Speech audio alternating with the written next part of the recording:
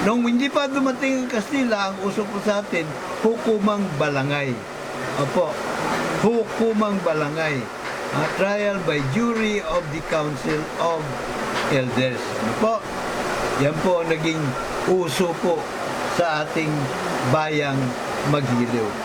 Nung sinakop din ng Kastila nung March 16, 1521, pinalitan po nila. At ang kanila ipinalit, siyempre, Real Audiencia di Manila, pandiktadorya, kung saan ang kanilang Governor General, siya din pong Chief Justice, at siya din pong punong o Senate President o Speaker of the House. Isa lang, Prime Minister pala. Pambirang patiso po. So yun, ang pinagugutan, no, ng ating hukumang balangay bago sinakop ng Kastila. No, sinakop na tayo ng Kastila at nailigtas tayo ng mga Amerikano. Ano po, nakipagtulungan yung mga Amerikano sa atin para mapatansik yung mga Kastila. Hinasa po ang ating mga ninuno ng mga kano. No, una, binigyan ng edukasyon. Yan po kanilang opisyal na tindig sa Pilipinas. No? Bigyan ng edukasyon ng mga Pilipino. So patay sila ng mga paaralan. Kasama na dyan yung University of the Philippines. Ano po? Kasama din riyan yung pong Tarlac National High School at marami pa mga paaralan. Ano po? Bigyan ng edukasyon, hasain sa mga proseso ng demokrasya. Kung kaya as early as 1907, meron na po tayong General Assembly. Mga elected official na po mga Pilipino.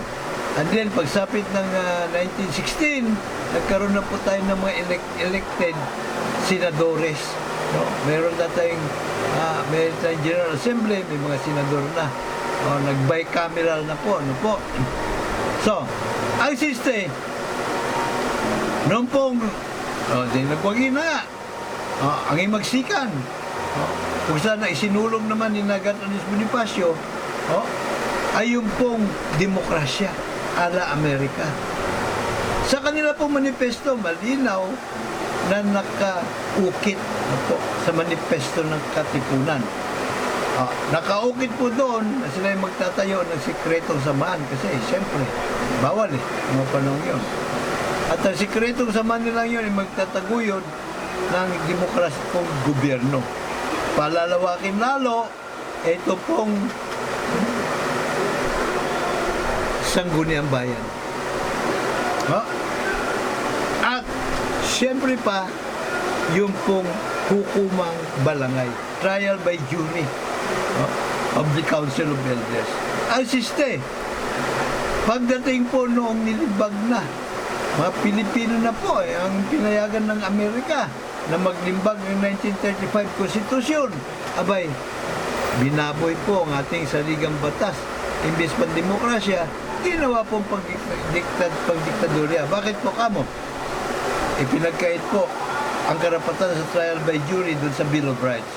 So effectively, nilagay po nila sa kamay ng mga traidor at kawatan sa pamahalaan, yung mga elected official o kaya ay produkto ng dagdag bawas, ano po, na niluklok ng komulikotong sa gobyerno, sila ngayon ang may hawak ng pamalo katarungan. Apo, hawak nila ang batas. So kung ano ang naisipan nila o gusto nilang maging due process of law, yun ang masusunod. Kahit may batas, kahit nasa ligang batas po, pwede nilang pilipitin. Nakita nyo naman po kung ano nangyari dito po sa flood control fund scam. Ano po? Lahat na lang ng batas na umiral, pinilipit. Ano po? At isa ligang batas, kamo, pinilipit. Ano po? So, ganun din nangyari. 1973 Constitution, nagpatuloy lamang po yung kaungasang hukuman trial by palakasan. Kaya, kinailangan po natin mag-people power na naman. Ay magsika na naman. Doon po sa EDSA, 86, ano po, sa ngalan ng demokrasya na naman. Nagwagi na naman. So, ano pong nangyari? Inulit lamang po nila ang kasaysayan. Nag-merry-go-round lang. sa 1987 Constitution, hindi pa rin po nila isinama sa ating Bill of Rights ang karapatan sa trial by jury. So ano po nangyari? Ayun na po na naman. Pambira, oh. Kailangan na naman. Naglagay nga sila ng ombudsman, naglagay sila ng COA, naglagay sila ng Sandigan Bayan, ng mga independent constitutional body. Pero sa papel lamang po, independent yung mga yun. Pero sa tunay na buhay, ay hindi. Ano sila naging independent? May kumukontrol sa kanila sa gobyerno hindi po ba? So, ano nangyari? Inutil. O kaya, dahil sa inutil, abay, kinailangan na naman natin noon mag-million people march. Diba? Million people march. No? Para yung pong katiwalian sa PDAP scam ay matuldukan. So, nagdesisyon ng Korte Suprema. Unconstitutional. Nangyari. No? Napabuti ba tayo? Hindi. Lalo napasama.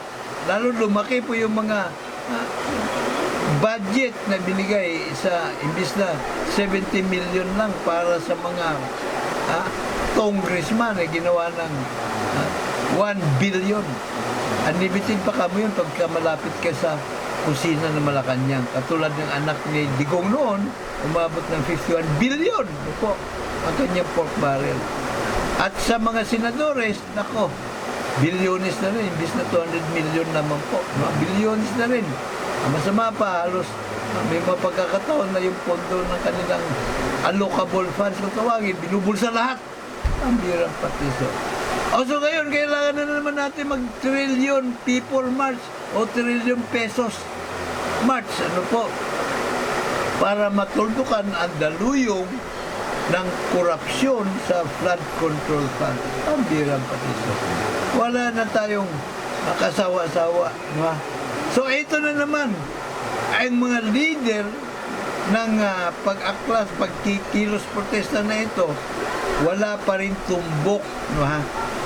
Kaya hinikayat po natin sina Justice Antonio Carpio, sina Cielo Magno, Father Robert Reyes, yung mga leader na simbahang Katoliko, ano po, at lahat na, si Attorney Howard Calleja, lahat na ng mga naglilider-lideran dito, abay, lumingon po kayo sa pinanggalingan.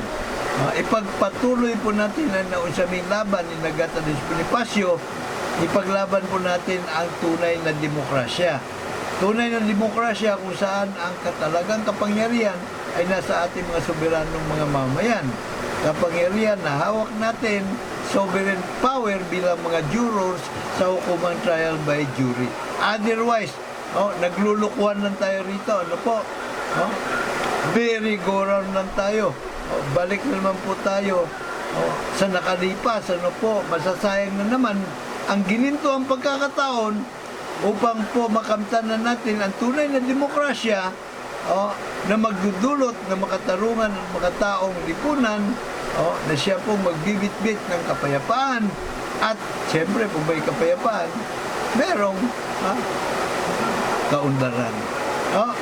So, ang mga naglilider-lideran riyan, gamit din ng sentido komon pag may time. Ano po?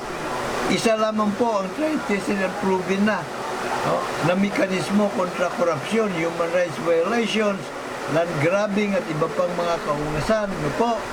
Yung po hukumang trial by jury of we, the sovereign Filipino people, 18 anyos patas, marunong bumasa at sumulat, randomly selected. So, para na! Juror revolution na! Kaya dapat lang juror ka. May God bless us all. May God bless Philippines.